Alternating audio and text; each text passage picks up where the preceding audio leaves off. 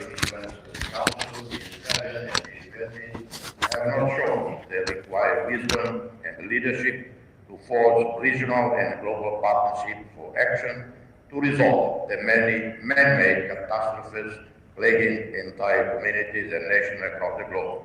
Global challenges are not met with adequate preventative soft power strategies and action. Hard power tools available to the mightily rich, but all are not lawfully applied because the powers that will make a difference between war and peace are too busy squandering resources in narrow Southeast rivalries, each bent on regional influence and supremacy.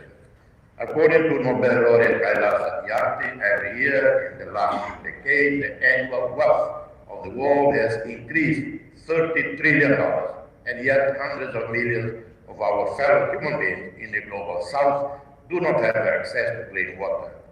Nature's treasure that is fast becoming a scarcity in cities and countries across the world. Shockingly, there is never enough money for clean water and sanitation, for sustainable agriculture, food security, and child and mother nutrition. There is never enough money for universal health care and fully equipped hospitals in most of the global south.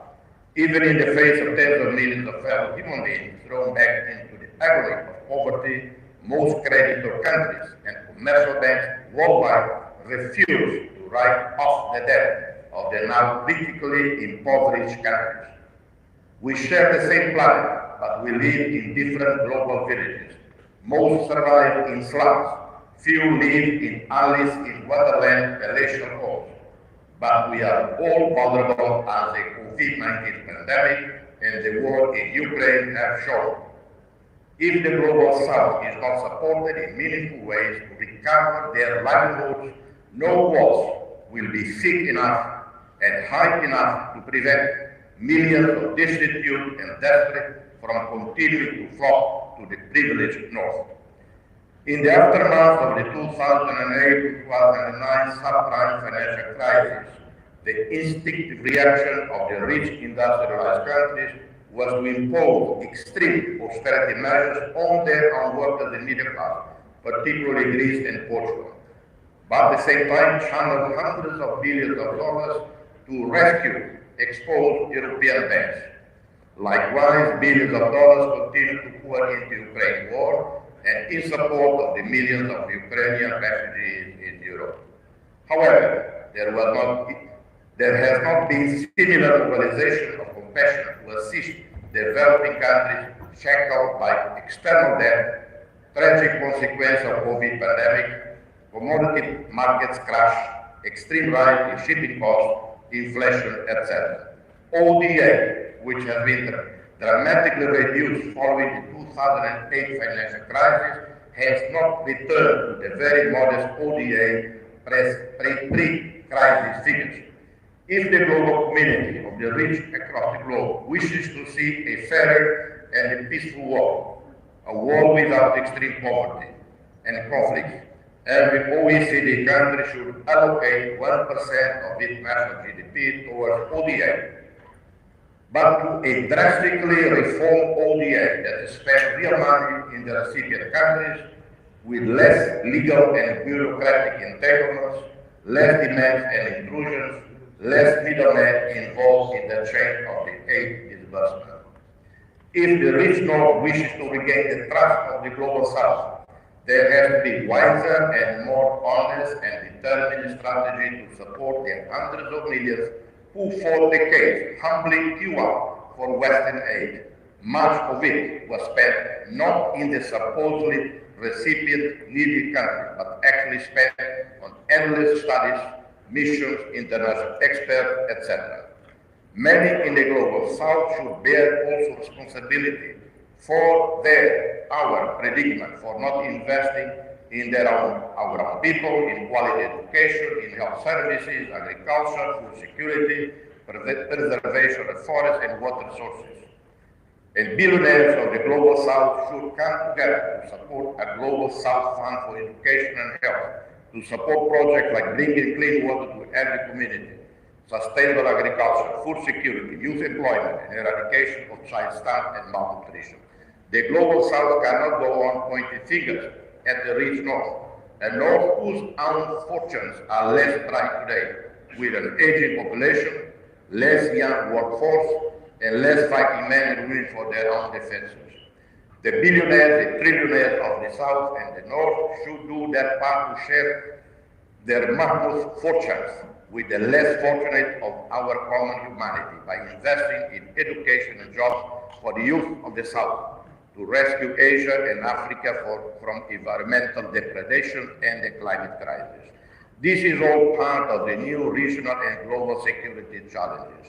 Too convenient and unpersuasive to look at China with tunnel vision as a regional and global threat. China has spread globally. It is now a global power. Its interests, the well-being of its people, its security are intertwined with those of the rest of the world. I would think that China has every interest not to kill the cow that supplies the milk. If my friends in the West and Europe wish to understand why so many countries around the world are allegedly shifting their priorities to China, let me share with you a conversation I had with an impoverished Somali diplomat in the Palais des Nations in Geneva sometime in the early 90s. The mighty USSR had imploded. Somalia had imploded earlier in 1977. One of the Soviet Union's most trusted allies, the dictator Siad Barre, invaded Ethiopia's Ogaden province. The end of Somalia began in the desert of Ogaden, and with it the loss of the Soviet Union, its most important footprint in the Horn of Africa, the Berberian naval base. The junior diplomat and I had become friends, and often over a café au lait in the Serpentine, an unattractive coffee lounge in the Palais des Nations, we shared stories of our misfortunes. He said in Resigned Fatality, I quote, "In the past, when the Europeans and Americans lectured us on human rights and refused to help, we just turned to Moscow. Now we are alone, nowhere to go. No one is helping us." It was believed, and actually it was feared in some quarters, that the collapse of the Soviet Union would have an unpredictable, contagious impact on China. Well, China survived it all. Fast forward to 2023. China is a true global power, a magnet for those disillusioned with the West.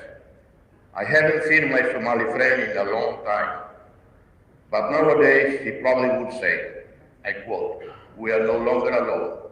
Now we go to China," end of quote.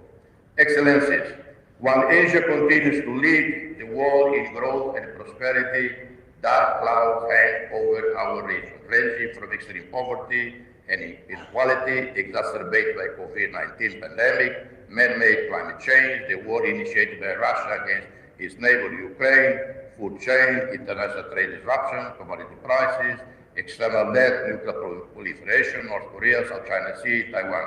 We can continue to entertain the illusion that Democratic People's Republic of Korea may give up its nuclear weapons ambitions. But the DPRK is already a nuclear power, and I don't see how a totalitarian nuclear power would willingly dismantle its arsenal.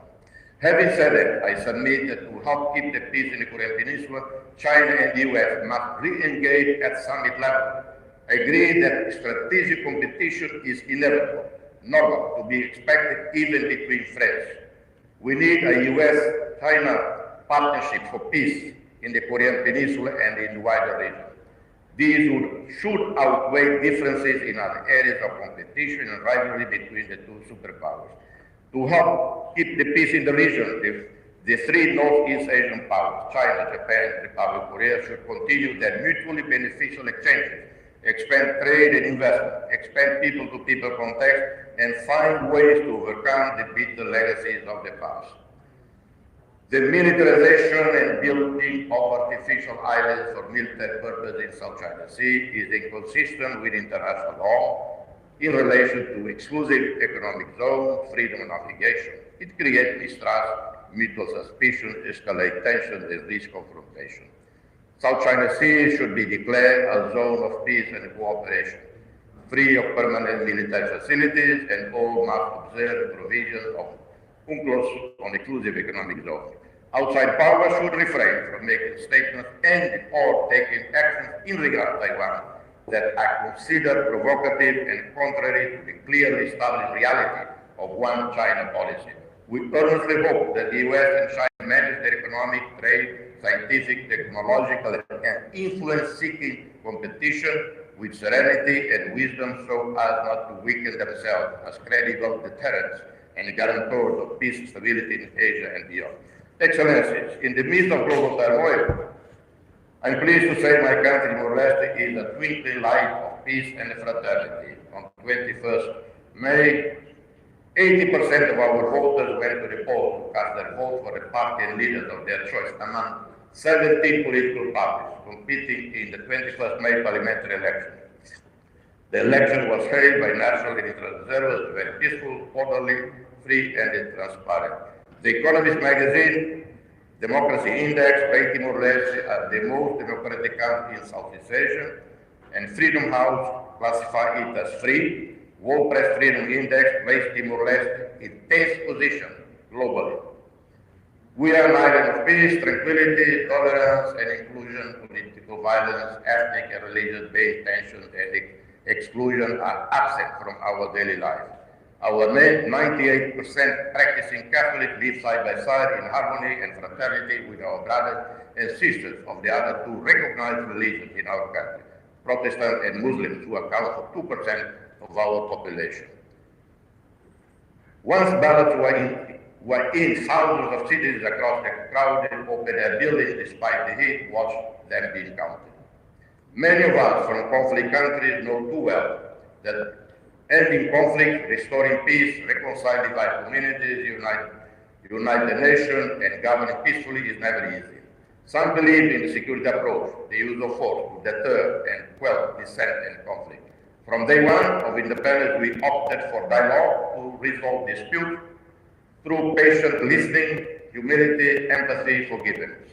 For the victimized families and communities with deep scars in their body and heart, the word reconciliation, forgiveness can be offensive.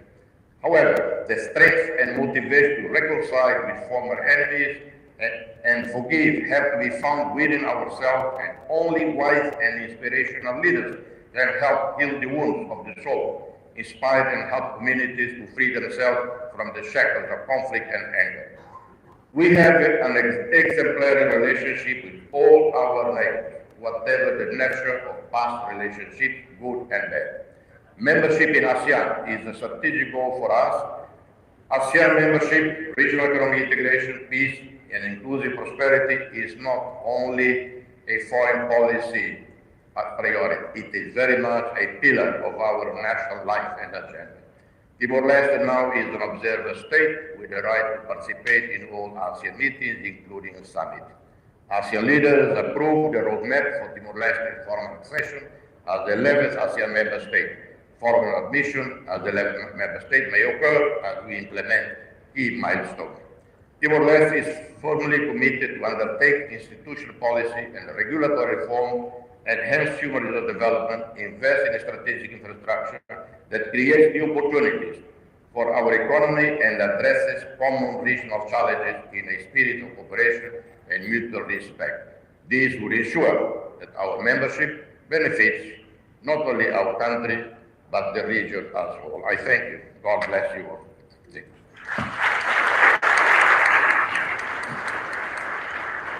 Mr. President, thank you very much for that wide-ranging speech and your appeal for action to follow analysis, your statement that international law should be respected in the South China Sea, and also your appeal for more organized dialogue between the great powers who may be active in this region. And in advance of COP28, we also hear your appeal to understand the particular climate change challenges that countries like yourself suffer from.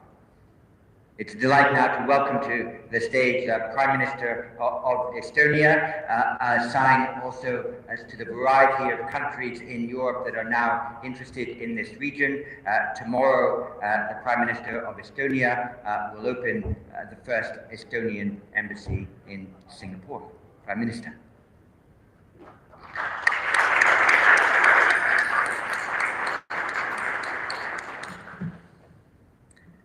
Distinguished ministers, excellencies, ladies and gentlemen, it's truly an honor to be here at the 20th Shangri-La Dialogue.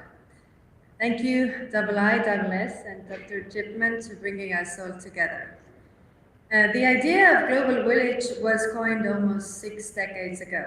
Since then, it has only become clearer how interconnected and interdependent we all are, especially with the rise of digital era. Our destinies are linked more than before. We have seen it with the pandemic. We see it in the connection of supply chains. We see it with climate change and with geopolitics. Security challenges in the Indo-Pacific and Euro-Atlantic area are inseparable. For example, aggression by a permanent member of the UN